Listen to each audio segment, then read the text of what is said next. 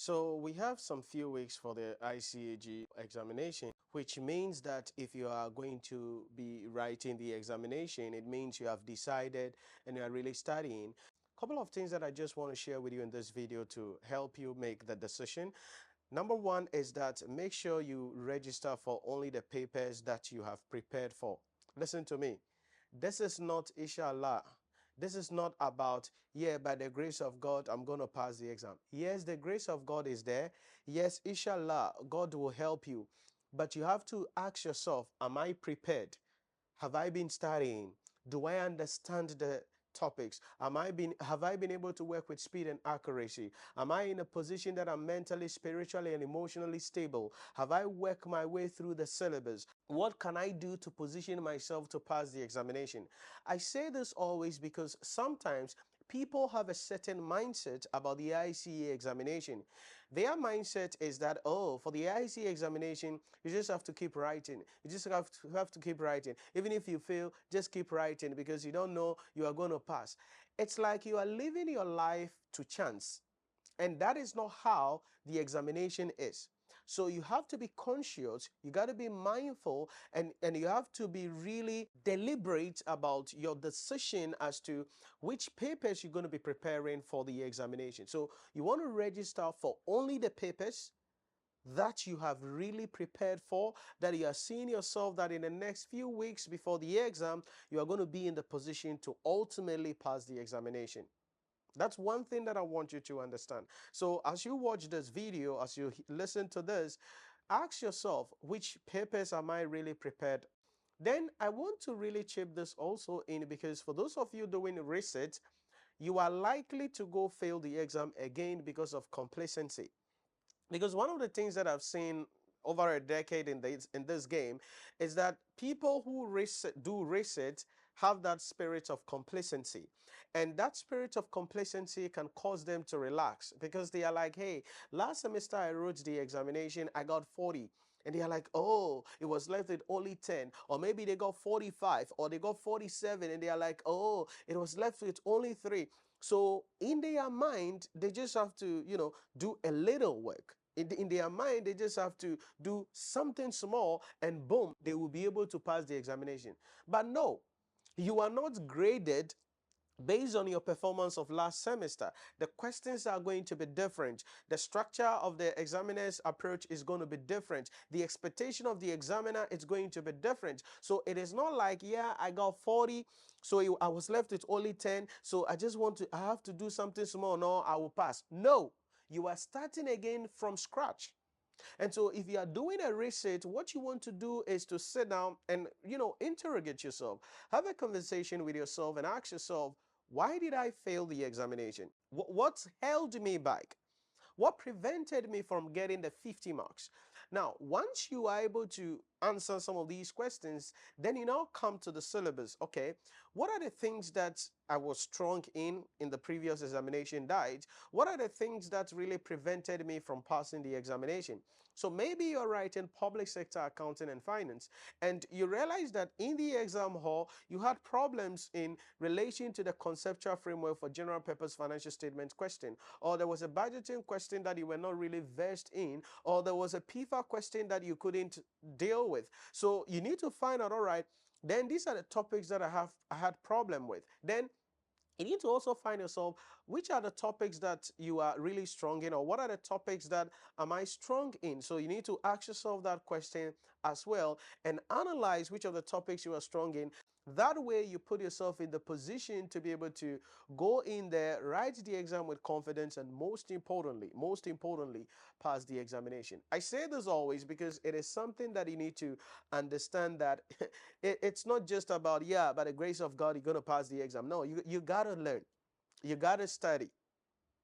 You got to work hard. So if you are doing a research, make sure that you fight that spirit. Make sure that you fight that complacency that is likely to come on you due to the position that you are in at this point. So you want to register for the papers that you are prepared for. You want to make sure that if you are doing a research, you are coming in with a different mindset, starting everything from scratch, because there is a probability that you got 45 last semester. There's a probability that this semester, when you write the exam, you're going to drop down. And the reason you drop is not because of anything, it's because you are complacent. It's because you lied to yourself that, oh, I only need 5 marks. Then another thing that I want to share with you is this. We have few weeks to go, and you can do a lot within the weeks that we have available. Don't sit down, wait a week to the exam, 3 days to the exam, and take one miserable leave like that from your office and then try to put everything together in that 3 days or in that 1 week. Some of you are writing strategic case study. Throughout this period, you have not studied. You have not been doing any serious studies. You've not done anything, but you are waiting for the precinct. And when the precinct come, that is where you are going to be chasing. Hey, analysis from this place, analysis from that place, analysis from this person, analysis from that person. And you're going to be reading all manner of analysis and still go to the exam hall and fail the exam. Because the case study examination is not about your understanding of the precinct analysis. It is about your understanding of the syllabus, number one. Then the second thing you must understand is, what are the questions what's the structure of the questions that the examiner is going to be setting in the exam hall? Number three, how am I supposed to answer the question in the exam hall? So what is in the syllabus? Have I covered the content in the syllabus? Not have I read the analysis on the case study? You have to understand that the strategic case study examination is not about your analysis of the case study. No. The case study examination is about your understanding of the syllabus, number one, understanding of the structure of questions that the examiner is going to be getting excited about, what are the key topics that the examiner is going to be asking about. Number three, how are you supposed to answer the questions? So if you are asked, analyze the strategic capacity of the entity, okay, what am I supposed to do? If the question says you are going to be analyzing the strategic capacity or strategic position of the entity, then you have to know that in analyzing the strategic position of the entity, you would have to take into consideration both internal factors and external factors. And so you are going to be gleaning principles from the pistol framework as well as the Porter's 5 forces coming into SWOT analysis. So technically, you can use the SWOT analysis to answer that question. Very important. Or the examiner says that you should analyze the opportunities available for the entity for growth. Okay, in analyzing the opportunities available for an entity that they can use to grow, then you are going to be leveraging on the unsolved growth metrics, market penetration strategies, market development strategies, product development strategies, diversification strategies. Okay, you have been given a question about what are the issues, the governance issues that you have identified, or what are the risks the entity is exposed to. So you must know the structure of the questions and how you are expected to write out your answers, because that is how you can put yourself in the position to pass the examination. So we have some few weeks to go.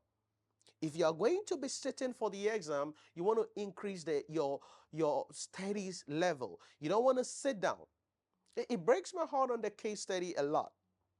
It breaks my heart because I hold my students accountable, and some of them, boom, they are able to, follow that order because, hey, assignments are given, we are doing performance evaluation tests, your scripts are being marked, because I'm not going to be coming to class, talk, talk, talk, and go away, talk, talk, talk, and go away. No, gotta give you some questions, gotta let you answer those questions and find out how are you writing your answer. Then we are polishing, gradually. Then by the time they get to the exam, or boom, they are good. But there are some people who are really going to sit down, not do anything. A week to the exam, when the precinct comes, that's where you see people becoming serious in the case study. So you want to know the syllabus. You want to know the structure of the questions. You want to know how to write out your answers. And most importantly, how to work with speed and accuracy. So what am I trying to say? I am telling you that whatever subject you are writing, you have to understand the syllabus. Give and take 90-95% of everything in the syllabus, you have to know it. Know it. Not have an idea about it. You know it. Number two, you need to find out what are the structure of questions the examiner is going to be bringing in the subject that I'm writing. Number three, you need to ask yourself, how am I supposed to answer the question? Recently, I was in class with my students, financial reporting and corporate reporting students, and we were talking about how you answer questions, and then even in advanced taxation class. Now, in financial reporting, some of the questions that the examiner is going to be bringing up will be, hey, explain how the above transaction should be accounted for in accordance with the applicable financial reporting standards. And so you have to write your answer out. But what many people will do is to just do calculation and go away. No, explain. So as per the accounting standard, should be done. And so on the basis of that, the entity should recognize this transaction, then your calculations will come in. So you have to know how to answer the questions. You are in advanced taxation. The examiner is going to be asking questions about what is the tax implication of a certain transaction. Whether I like it or not, there is something like that waiting for you in the exam hall. How do you write out your answers when it comes to answering questions that says we should write the tax implication of something or advise somebody on the tax implication of a transaction that they are seeking to undertake? You must know the order. So it's not just about vibes and inshallah. It's not just about, hey, I am attending this class here. I am attending this class here. No, it's about understanding the syllabus. It's about understanding the structure of the questions. It's about understanding how you are supposed to write out your answers. It's about understanding how to work with speed and accuracy, how to control your emotions. Because one of the things that you have to understand is this. For some of you who have failed the examination before, you didn't fail the exam because you didn't know. You failed the exam because you couldn't work with speed and accuracy. That's why you failed. You couldn't work with speed and accuracy. So by the time you realize stop work, you've answered only 2 questions. Holy cow. 2 questions? Or maybe 3 questions. You are already on your way to fail the exam. So when you come out of the exam hall, you know you have failed. Only that you cannot own that up because you are afraid people cannot take responsibility for their mistakes. So you can't own it up, but you know you're going to fail the exam. You know you didn't answer 5 questions. You know you answered only 2.5 questions. But you fail the exam, then you go and sit somewhere and you're going to be saying that, ICAG examination, it is difficult. The way I answered this question, but you know in your heart that you couldn't work with speed and accuracy. You know in your heart that you struggled in the exam hall. You know in your heart that you did not prepare meticulously for the examination, but you sit down and you are just, insulting people, insulting the ICAG, sharing your frustration because of your inability to take responsibility for your life. Listen to me. There are people who pass the exam. There are people who sit, boom, pass the exam. There are people who are overall best students. They don't have 2 heads. It doesn't mean they don't have any problems in their life.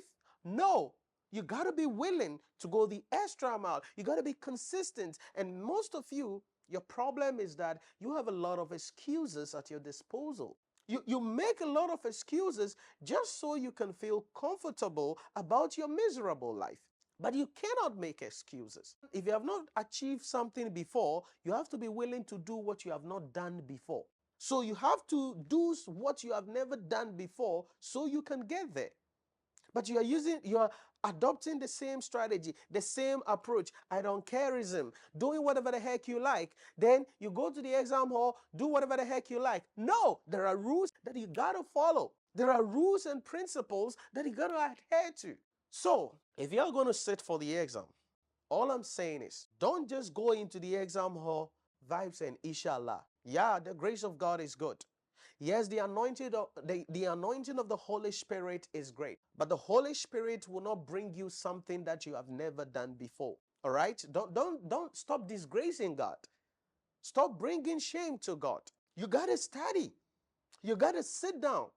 Then as you study, as you are consistent, you are praying for the Holy Spirit. Give me understanding. Help me to remember. Give me understanding. Help me to remember. I tell my students this, that in the exam hall, the anointing of the Holy Spirit is going to be there. But when he comes, he's just going to remind you of the things that you have learned. He's not going to drop anything from anywhere that you have never learned before. No, it doesn't happen. That's not how the grace of God works. So I don't want you to delusionally walk into the exam hall. I want you to walk into the exam hall consciously, bearing in mind that I have studied for this exam, bearing in mind that I have worked for this, and by the grace of God, I'm going to pass this exam. Not that you are going to sit down 3 days to the exam and try to do some shabo things and walk to the exam hall thinking you're going to pass the exam hall. My friend, you're going to fail the exam miserably. And if care is not taken, you're going to give up this journey. But you don't have to give up. You don't have to. This is not the time you give up. Recently, I was talking to somebody, and the person is like, hey, I feel I've given up. Then I'm like, hey, so what are you going to tell your children? That you started something, you couldn't finish because you were incapable of taking responsibility of your life. What story are you going to tell your children? No, you cannot give up. If you're going through hard time, you find a way to fix it. You find somebody to assist you so you achieve that goal because it is necessary for your life. So if your children ask you and you give up, what are you telling them? You are telling them that if you try something, 1, 2, 3, and it doesn't work, you give up. No, the light bulb, somebody has to try 1,000 times to make it happen. There are now rockets traveling to the space station. It didn't just start overnight. People started, and boom, the rocket takes off and it blasts. It goes up, but it doesn't get proper landing. Boom, it blasts. But they keep trying. They keep working. They keep changing it. They keep changing it. Foolishness is doing the same thing over and over again and expecting different results. But if you are doing the same thing over and over again with a different approach, then you will have a different result. So I want to really challenge you. And I tell you this always. You can pass the examination if only you are willing to take total responsibility of your life. And most importantly, put yourself in the position that you can understand the entire syllabus. You know the structure of the questions the examiner is going to be bringing. You understand how to write out your answers, and you can work with speed and accuracy. If you can adopt these 4 principles, I can guarantee you, you will go to the exam hall, and by the grace of God, inshallah, you're going to pass the examination. Thanks for watching. Subscribe to the channel. Stay connected, and I'll see you in the next one.